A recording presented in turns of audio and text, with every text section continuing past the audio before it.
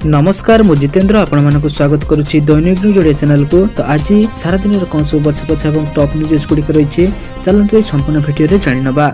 ओडिशार पाणीपाग को नहीं आसला बड़ खबर। राज्यर असंभाल खरा सह कालबैशाखी प्रभाव देखा मिली।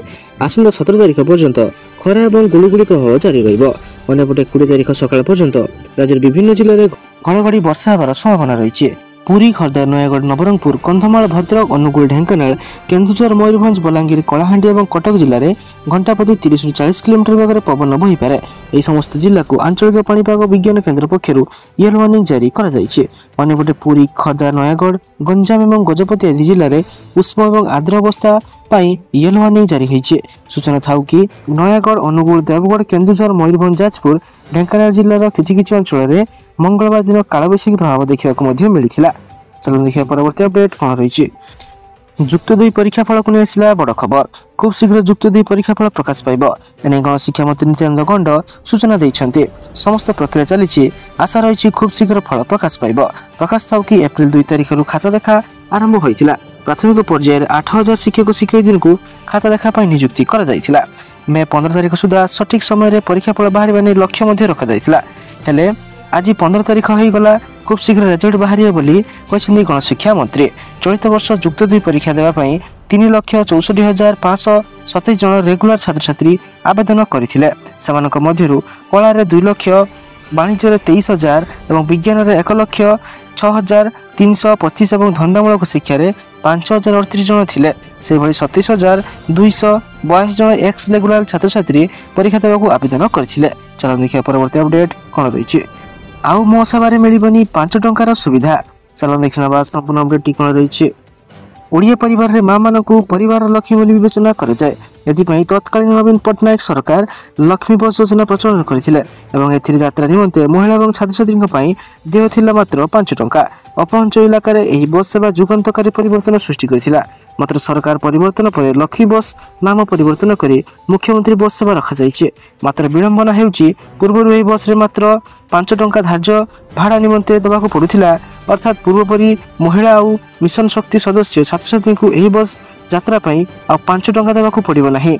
अधिक अर्थ पैठ करिया पड़िबो। तो कैबिनेट बैठक में राज्य सरकार मुख्यमंत्री बस सेवार अवधि 2032-33 पर्यंत वृद्धि करने सह एथिरे महिला, दिव्यांग एवं किन्नर एवं वरिष्ठ नागरिक मानक 50% रिहाती मिले बोली घोषणा करिसेंते। अर्थात यात्री भाड़ार अर्धेक अर्थ महिला को वहन करिया पड़िबो। साधारण बस रे गोटे किलोमीटर पिछा सर्वांगीन टंकाटे भड़ा थिले हेले मध्य 30 किलोमीटर रास्ता को भड़ा 30 टंका हेबो। एही क्रम रे पंचायत 30 किलोमीटर दूरतार ब्लॉक थिले महिला मानक 30 टंका अधा 15 टंका देबाक पड़िबो, जाकी पूर्व 5 टंका तुलन रे 3 गुणा अधिक रहिबो। चलो देखिया परवर्ती अपडेट कोन रहिछि। पीएम किसान टंका को नहीं आसला बड़ खबर। शीघ्र करनियंतु एही काम। एपर्यंत सरकार प्रधानमंत्री किसान योजनार 19तम किस्ती जारी कर सारिछन्ते। एबे चाषी माने परवर्ती किस्ती पय अपेक्षा रहिछन्ते। जून प्रथम सप्ताह रे चाषी माने प्रधानमंत्री किसान योजनार 20तम किस्ती पाई परिबे। जो चाषी मानकर पंजीकरण हो सारी केवल से चाषी मान 20तम किस्ती दिज्व। समस्त योग्य चाषी को यह योजना सहित जोड़िया एक स्वतंत्र अभियान मे 31 तारिख पर्यंत चालू रखा। प्रधानमंत्री किसान योजनार 20तम किस्ती पाइबापी हिताधिकारी चाषी मान किसी काम करने पड़ो। एगुड़िक इकेवाईसी जमी जांच और बैंक अकाउंट आधार लिंक करूँ। सर्वप्रथम पीएम किसान ऑफिशियल वेबसाइट को विजिट करी अर्थात pmkisan.gov.in को जातु। फार्मर कर्नर को जातु और इकेवाईसी विकल्प पर क्लिक करूँ। आपणकर आधार नंबर और पंजीकृत मोबाइल नंबर प्रवेश करूँ। जांच पर मोबाइल नंबर को एक ओटीपी पठाଯିब। ओटीपी प्रवेश करूँ और इकेवाईसी हो चाषी को अकाउंट रे एनपीसीआई करने पड़ो। एनपीसीआई लिंक करने आपणकर बैंक पासबुक और आधार कार्ड सहित आपणकर निकटस्थ बैंक शाखा सहित जोगाजोग करेंगे। नचेत निकटस्थ जनसेवा केन्द्र को जाई संपूर्ण तथ्य को जानी आपण माने सब काम करे नहीं पारिबे। चलो देखिए परवर्ती अपडेट कौन रही। मातृबंधना योजना रे महिला मानक मिलिबो 12,000 टंका। चलो देखना संपूर्ण अपडेट कौन रही। ओडिशा राज्य मंत्रिमंडली राज्यर ममता योजना को केंद्र सरकार प्रधानमंत्री मातृबंधना योजना PMMVY सहित समन्वित भाव ममता PMMVY नाम को ब्रांडिंग माध्यम कार्यकारी करने को अनुमोदन प्रदान करिछि। ममता एवं PMMVY रो समन्वय कौन रही चलते जानिनबा। राज्य मंत्रिमंडल निष्पत्ति नहीं जे ममता एवं प्रधानमंत्री मातृवंदना योजना को 1 एप्रिल 2025 रु मिलित भाव ममता PMMVY नाम कार्यकारी कर झील संतान जन्म पर आर्थिक सहायता केते रहिबा चलतु जानिनबा। पूर्व ममता योजना अधीन झील संतान जन्म पर हिताधिकारी को 10,000 टंका मिलुथिला। एबे ममता बा PMMVY अधीन वृद्धि कर 12,000 टंका कर दिया जाइछे। पुओ संतान जन्म पर सहायता केते रहिबा चलतु जानिनबा। ममता बा PMMVY अधीन पुओ संतान जन्म पर हिताधिकारी को 10,000 टंका प्रदान कर PVTG संप्रदाय पर स्वतंत्र आर्थिक सहायता रहिबो। अत्यंत पछुआ जनजाति PVTG संप्रदायर महिला मानकु समस्त जीवंत जन्म पर झील संतान जन्म हेले 12,000 टंका और पुओ संतान जन्म हेले 10,000 टंका मिल पार। अंगनवाड़ी कर्मी वृद्धि प्राप्त प्रोत्साहन कौन रही चल जानिनबा।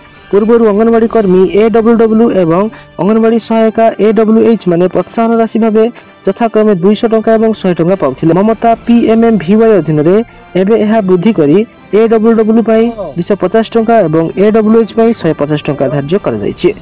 चलो देखिए परवर्ती अपडेट कौन रही। आयुष्मान कार्ड योजना को नहीं आसला बड़ खबर। वर्तमान लोकों मेडिकल सुविधा पर केंद्र सरकार आयुष्मान भारत हेल्थ कार्ड योजना कार्यकारी करिसेंती।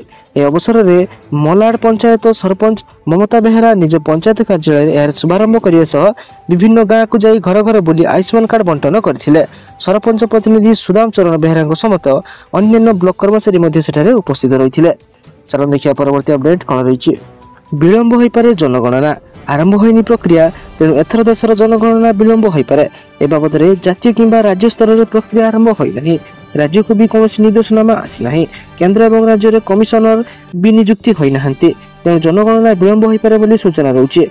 कहुच्छी 2026 सुधा शेष हो देशर जनगणना हेले ए जाए जातीय स्तर आरंभ कर राज्य स्तर में कौन प्रक्रिया आरंभ होना जमापड़ी। एमतीक केंद्र तरफ राज्य को जनगणना बाबद कौन निर्देश आसी ना राज्य जनगणना कार्यालय सूचना मिलूचे। यार भितर केंद्र सरकार नुआ जनगणना आयोग नियुक्ति देना। प्रक्रिया अनुसार प्रथम केंद्र में सेंसस कमिशनर तापर राज्य सेंसस कमिशनर एवं परे जिला और ब्लॉक स्तर में जनगणना पर स्वतंत्र अधिकारी नियुक्ति कर जाय थाए। किंतु एपर्यंत सेमिति कौन नियुक्ति दि जाए ना। यह सब प्रक्रिया विलंब पर जनगणना विलंब हेबा एक प्रकार निश्चित हो जाइए। चलो देखिए परवर्ती अपडेट कौन रही। यही दिन सर PM आवास योजनार आवेदन। चलो देखी नवा संपूर्ण अपडेट कौन रही। प्रधानमंत्री आवास योजना PMY लगी वर्तमान सुधा राज्य में पाखापाखि 35 लाख हिताधिकारी आवेदन कर सारी। राज्यर PM आवास लगी जो आवेदन प्रक्रिया चली आसंता 15 तारिख में शेष हो अर्थात आज शेष होपर आउ कहीं PM आवास योजना लगी आवेदन करें। आज सरिया को जाउछि PM आवास योजनार पंजीकरण। यहाँ पर प्रत्येक घर को घर बुली जो हिताधिकारी चिन्हट प्रक्रिया आरंभ हो। ए सर्वे प्रक्रिया ना आवास +2 रखा जाइए। ब्लॉक स्तर में एक कमिटी गठन कर सर्वे कर राज्य में 3 लाख घर छात पड़ी बेले 500 स्थान में रास्ता को नहीं समस्या रही मंत्री नायक सूचना देते। तेज एहारी मध्य प्रधानमंत्री आवास योजनार सर्वे अवधि केंद्र सरकार पक्षर 3 थर वृद्धि कर सूचनायोग्य जे राज्य सरकार पक्षर अंत्योदय गृह योजना मोट राज्य में 1,917 खंड घर बंटा जीवन लक्ष्य रखा जाइए। जिला वारी केते लेखाएं घर बंटा जीव ताहा तालिका प्रस्तुत सरी। तेबे आज सुधा जिलापाल मानक निज निजर जिलार टार्गेट रखा हिताधिकारी तालिका देवाक चिठी कर मझे आउ गोटे दिन रही जिलापाल मैंने यही तालिका प्रदान कले अनुमोदन लगे मुख्यमंत्री निकट को जीव बोली चिठी उल्लेख कर। तेणु वास्तव जो मैंने योग्य हिताधिकारी से ठीक तालिका प्रस्तुत कर आज सुधा देवाक डेप्यूटी सेक्रेटरी कुलमणि मिश्र सब जिलापाल को गत 24 तारिख में चिठी लिखि निर्देश देते। चलो देखिए परवर्ती अपडेट कौन रही। पुणी खोल बंद होता स्कूल। विधानसभा मिश्रण पर बंद होता स्कूल खोलिया प्रसंग में गणशिक्षा मंत्री नित्यानंद गंडा उत्तर रखिंट। बंद होता स्कूल को पुणी थे खोल शेड्यूल अंचल सर्वनिम्न 40 जन पिला थिले स्कूल खोलिबार व्यवस्था रही। तेणे नॉन शेड्यूल अंचल में सर्वनिम्न 20 जन पिला थिले स्कूल खोल। एवं राज्य में विभिन्न विश्वविद्यालय और स्वयंशासित कॉलेज गुड़िक 77,722 जन छात्र छात्री पढ़ुंट। राज्य मुक्त विश्वविद्यालय और मधुसूदन आईन विश्वविद्यालय व्यतीत 15 विश्वविद्यालय और स्वयंशासित कॉलेज रे 20,540 छात्र छात्री और हॉस्टल व्यवस्था रही। उत्कल विश्वविद्यालय ग्रामीण कैंपस छात्री हॉस्टल 9,60,08,400 टंका। उत्कल विश्वविद्यालय लेडीज हॉस्टल नवीकरण 5,06,94,000। रमादेवी विश्वविद्यालय अन्य हॉस्टल 1,46,03,000 टंका इत्यादि कॉलेज सबू व्यवस्था चलन देखा परवर्ती अपडेट कौन रही। राज्य में जड़े कोरोना संक्रमित चिन्हट मास्क पिंधक परामर्श। आक्रांत संख्या वृद्धि पाता बेले ओडिशा को पुणी कोरोना फेरी। राज्य में जड़े कोरोना संक्रमित परदिन चिन्हट होती। उक्त कोरोना आक्रांत संपूर्ण सुस्थ थे बेले हस्पिटाल जाना। एने स्वास्थ्य विभाग पक्ष सूचना मिलूँ। स्वास्थ्य विभाग पक्ष वयस्क बहुविध रोगाक्रांत मास्क पिंधक परामर्श दी जाए। घर बाहर को गले मास्क पिंधक परामर्श दी जाए। कोरोना पर सतर्क रहा स्वास्थ्य विभाग पक्ष मार्गदर्शिका जारी कर लक्ष्य जनगहली स्थान को न जावाक परामर्श दी जाए। तो सारा दिन बछा बछा और गुरुत्वपूर्ण खबर जानापी आम चैनल को सब्सक्राइब रखुँ और भिडियो को लाइक कर दिंतु। धन्यवाद।